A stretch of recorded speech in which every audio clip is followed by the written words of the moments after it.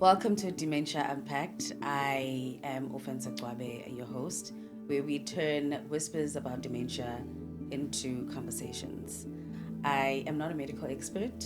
I am a daughter who's walked this journey with my father, and now I'm having these conversations in hope to help others feel more seen and less alone. Today we are joined by Rone. She is the regional manager of ADASA and a social worker. Rene has worked with SAFV and also Alzheimer's South Africa. I am so honored to have you here Thank you today, so and much. thank you so much. Thank you. Rene also drove here today, so Yes. it's really really is an honor. What is your biggest myth or understanding about dementia that you wish people knew the truth about? You know what? If you look at all the reports, they always say the biggest myth is that people think dementia is just a normal part of aging. Yeah. But I think personally, in my experience and ongoing with people, is that the biggest myth of dementia is that you only lose your memory, because that is not the only thing you lose. That is correct. Yes, except for the person living with dementia, and they lose their ability to remember. They lose their ability to do daily tasks. They um, m- lose their ability to work with words in their brains, to do activities, to do things that they normally did, and to do daily tasks. But also, the people that are caring for them and the family behind that is also losing a lot of things. And I think there's too little attention giving to the families and the friends of the person getting diagnosed. That is correct. And I am a huge fan of old age homes that take in, if they take in a person with diagnosed with dementia, get the family in for training sessions. That is very important. And also on a regular basis, because you will know from experience that what we see in stage one in the beginning is It's not not the same. nearly what we can expect at the end. It's not. And I think that if the person living with dementia is in a caring home, they see the decline coming and they can prepare the children, they can prepare the family, they can prepare the friends. Because at the end, we still want this person to have a respectful, full life. That is so true because their dignity is also still very important, Very you know. important. And it's so true what you're saying in terms of the first stage, right, to the last. Those are two different. It's like chalk and cheese, Yeah, you know. You're definitely. dealing with two different people, actually, you know. Yes. And I remember this because the first time when my dad was in my care, we could have conversations, we could sing together, you know. He could take a walk, and all of a sudden you just don't know when it switches No, or when it changes. You don't get a notice saying, okay, no. tomorrow my brain Yeah. is kind of switching off and I won't be able to feed myself because eventually we had to feed him. Yes. Eventually we had to assist him to bathe. Eventually, there were so many things that were very new, and we didn't have the support structure No. to kind of go back. I was like, oh, this is what's happening now. What should we do? This is what's happening Or now. this is What the should we next step. We can't tell you when it's going to happen, but it is going to do? happen. You understand what I'm saying? Yes, So what no, you are saying in really. terms of training the family so that they are also aware of what's happening, because when my father eventually went to a home, he declined rapidly. And then I started thinking maybe it's the change of environment, because that's also a thing.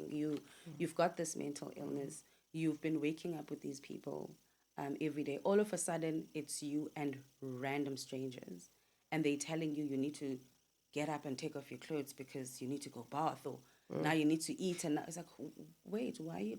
Who are Yeah. you? You know.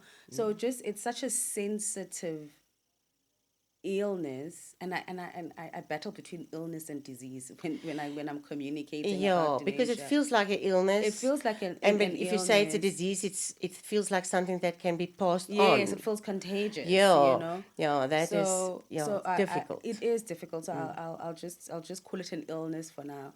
It's such an insidious disease that you can only hope to take care of someone within the home, and not have them go anywhere else because of that comfort that you want them to basically have. And I really hope like more suggestions like that filter to social workers or homes to invite the family to take them through. It's actually a course if you Yeah, think about it. it is a course, It yes. has to be a course of this is how the decline is going to be. Yeah, you know definitely. What's the one thing families should do differently once they suspect dementia in a Okay. loved one?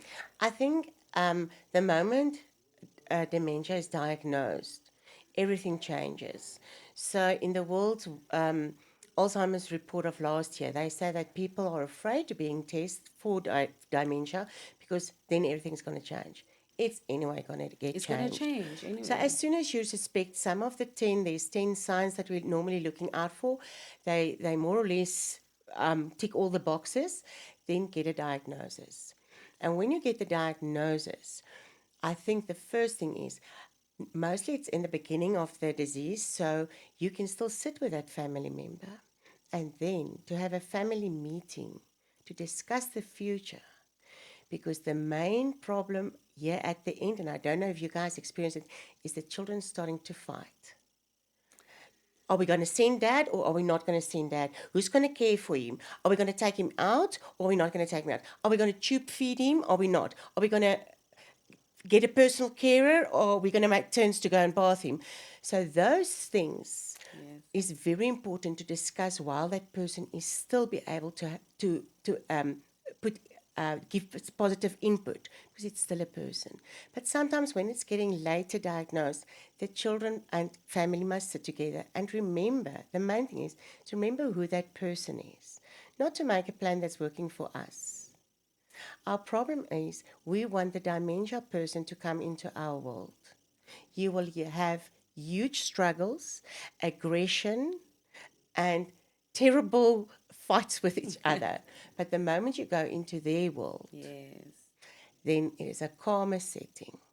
So if you know what the wishes is or are of the person that's getting diagnosed, it's easier to follow through those things and also helping you to cope with guilt. Because I would like personally to be in a facility, but a specialized facility. But now maybe my children can think, now let's keep mom at home. She wants to be at home. But you wish. But my wish was, now they can go back to my wish. So therefore we also promote a living will That's for very interesting. all people as young as we, well, I'm not so young, you're younger than I am, but for young people as well. Get a living will. Tell the people what you wish for when you can't speak for yourself. So you've actually just touched on probably 3 points that my brother and I had to go through. So my brother and I had to sit down and have the conversations of, so what's going to happen. My brother at that time felt very strongly about a home, and I didn't, because I was just like, this person is coming to Johannesburg, because he was staying in Cape Town at that time. He's coming to Johannesburg. We can't, on the offset, send him to a home. He needs to kind of have some sort of base, and kind of feel the family love and all of that. And I guess the valid points were, how are you going to do it, because it's going to require so much of you. But we did it. We did it together. We had fights in between all of that. We had fights in between of that, and it was frustrating. Yeah. It was very frustrating because, Because you're already tired taking care of this person. Now you yes, have all these all extra of things these and extra your own things life happening. going on. Exactly. So I eventually got to a point where we decided that we're going to have a nurse. Yes. Yes, a nurse that was going to be living with us at home to basically take care of him. But that setup was not working because there was just so many people in the house, and it was just a very challenging time. And also learning about this illness, and also the illness is progressing. Every time we're saying, okay, cool, we're thinking we have a system in place. Tomorrow, nothing is working. Nothing is working. Absolutely nothing is working. And then you basically mentioning a living will. Yeah. My father didn't have a will at all, so there was even more fights with regards to what's going to happen with his estate. That's a conversation for another day. Okay. Yes, we can definitely have a Yes, that's a discussion about that. conversation for another day. So it's very important as to when we find out about the diagnosis, earlier on, and just put things in place as to how are things going to happen, and we make sure that we are on the same page about it, because it just goes very wrong. It goes pear-shaped. Hopefully, we don't experience the same thing with my mom. At least now we have the skills that we Yeah, have. you have now, but Yes, the picture could look totally different. it could. And that's because there's no manual that can teach you how exactly to work with him, because we're still working with a unique individual that That is had correct. preferences. It could be different for her, It could if be, ever. yeah, We're not saying yeah. that's No, we that's never want that for yes, that's anybody. not saying that's where she's No, going, no, but but we never want that for anybody. Yeah. Okay, so as dementia is a very sensitive topic, in homes and everywhere. How would you explain dementia to a child? Okay. And this question is very close to me, because I've got a 3-year-old son, and my son and my father were very close, and they would sit in the garden and have tea together, and they would have conversations. Whether they understand each other or not, that's besides the point. Doesn't matter. But if ever you could explain that term to a child, what would those words look like? Okay, there's different ways, and I was a teacher as well, and I love children. And I think the first thing to remember is to go to their level of speaking. And although it is a serious disease, not to make them frightened, because they can fear getting close to this person. So there's beautiful books. Unfortunately, most of them are in English. I told the young people now the other day, there's space for you to write books. There's a lovely book, The Remembrance Balloons. Okay. Then there's Weeds in Nana's Garden. And the other one is Grandpa and Me. And those are storybooks that you can go through with your child, and let them tell you what they see, what they experience. You can even ask them, how do you think Christopher was feeling? So the remembrance balloons is one where they say every one of us, as soon as something nice or a memory happens, it's like a balloon. You have all these balloons. All of us walk with these balloons. But what happens now with Grandpa is sometimes some of those balloons go away and goes up in the air, and nobody can get it for him. So that is why he doesn't remember. And one day, maybe the balloon with your name in can also fly away. And then he won't remember your name, and that's fine. Because in his heart, he will remember the love, the time, and the respect you gave him. So now you said that they were sitting there and they didn't understand each other. You know what they thrived on was the love between them. And that's one thing. People living with dementia still need the same affection, the same love as they did before. The other one that you also use is it's your life story with lots of pages. But one day, one of those pages are teared out. And there's a bit of the story that daddy or grandma can't remember. And so more and more pages are tearing out. It is not because he's changing. It's just her brain. The brain is the book. And some of those things goes away. But she will always love you. She will always love it when you come to her. Even if she calls you different names, that's fine. And yeah, that's two of the things that we do. And then I love helping people how to get their children to that grandparents, because at some stage they don't want to go because they don't know what grandma's talking about. Grandma's talking about milking the cows. These days, children don't know that. Yes. But what can they do? Because there's so many activities that you can still do in any of the ages, even the teenagers, with those family members. Don't just go there and sit there and try to make conversation. It creates anxiety for them. Yeah. Because they can't have these conversations. They don't know what to ask you about your school because they know nothing about your school, because that is one of the nearest memories that goes away. But you can't expect the child to know what memories was in the back of grandma's head. So take a photo album, ask her, who's this? Oh, that was my mum. The old photo albums, the old movies, the A-Team, that's now some of my oldest, and E.T. Take that films and have a movie night with grandma with that. That is, I felt like I was the little girl now, you know. I saw there was a moment. I felt like I was the little girl, and because my father forgot us, he forgot our names. We always had to remind him who we were every time we went to go visit. So, whew, That's fine. It was very frustrating, but also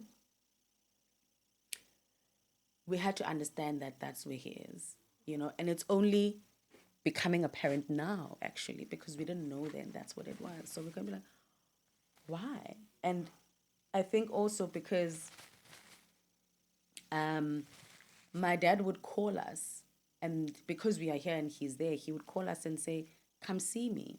And he's in Cape Town. And we would get this call and it feels like an emergency. And we would go only to get there. And he's like, but I don't know you. You know, and it's like, who are you? And it's like, no, it's Ofentse, or rather my father called me Unati. And it's like, it's Unati. It's like, oh, Unati. And then he remembers. And then there's this, you know, joyful embrace that we would have, but it only would last for such a small time. And then he disappears again, you know? And that would be it, and that's the visit. And so that's a beautiful way of explaining it to a child. As I said, as grown as I am now, I felt like I was that little girl, you know, being told that it's the balloon flying out, and the father can't get it for him. Ofentse, I just want to say something. I know it's not something about this, but I think what is important is, because one thing that we know about dementia is, although some of the types of dementia does not immediately attack the memory, at some stage it is going to attack the memory. And ADASA have this, or worldwide we have this saying, memories matter. And I thought of having this touch with my children, a specific touch. And one day, maybe when I am having dementia, which I also don't really hope I don't get, if they touch me in that way, it will trigger an old memory, and I will know that this person knows me, because only people who knew me knew how to touch this. So the one memory that always got my father back into knowing that I am his daughter, because now once he was under my care, primarily under my care, he thought that I was a nurse. And I just entertained it. Oh, lovely. The stage was yours. You know, I was just like, it's our film, you know, let's just play it out. And that was great. Yes, so he thought I was a nurse, or he thought I was a patient, you know, in some other days. And he'd be like, oh, you also here for the same thing? I was like, yes, how was your morning? You know? And very good. You did it well. And we'll just play it out. But the one thing that I would do, which I picked it up, but I was just doing it because I was doing it. I normally just sing at the house, and I'll just sing, and I'll just sing gospel. And I started singing one of his favorite songs. And then I saw that he had a reaction. And then I looked back, and then he started singing with me, and he remembered the song. Even if they can't speak, I have seen videos where they started to sing that favorite song. It's the only words that they can speak, but they start singing that song. Yes, and he remembered the song word for word. And I just, as emotional as I was, I just kept on singing, because I wanted to just, you know, I just wanted to keep the moment longer. It's a moment where you reconnect. Doesn't matter if you know who you are. There's a connection. Yes. It's a person who knows I care for, because it creates a good feeling in me. Yes. And that's what we need to create. That's so powerful. And I have to ask this one last question. You may. In your field of work as a social worker, is there any hard times where you have dealt with patients with with dementia, and you have felt like this is actually a very hard? I'm going to tell you, I'm not going to speak about a client, but I'm going to speak about a friend of mine whose mother-in-law is now diagnosed 2 years ago with vascular dementia. My And dad was diagnosed with vascular And dementia I as must well. tell you, it's different sitting here, watching the movie that side, giving advice, and now being into that. Because we were very close, we're almost like sisters. And I must tell you, what is the most difficult thing for me to see is that a specific, oh, now I'm getting emotional. This lady was this, you could put her through a ring. Everything was perfect. And I'm coming there to take her out for coffee, and her hair is not good. She's dressed in clothes that does not fit together. And I knew if she was years ago, she would have get so upset. But if I ask her, Tanny, are you fine? Can we go out? She says, yes, I'm looking forward. And it's difficult to see those things. It's difficult to see how it affects the whole family. Because she has 3 sons that don't want to go out with her anymore. The grandchildren doesn't want to go there. And it's lonely. Yeah, it's lonely. So yeah, and every time I come there, there's a decline. It's going fast now. She had a few strokes, so it's going fast now. She could do the most beautiful handwork, needlework. She won prizes, and now she can't do anything.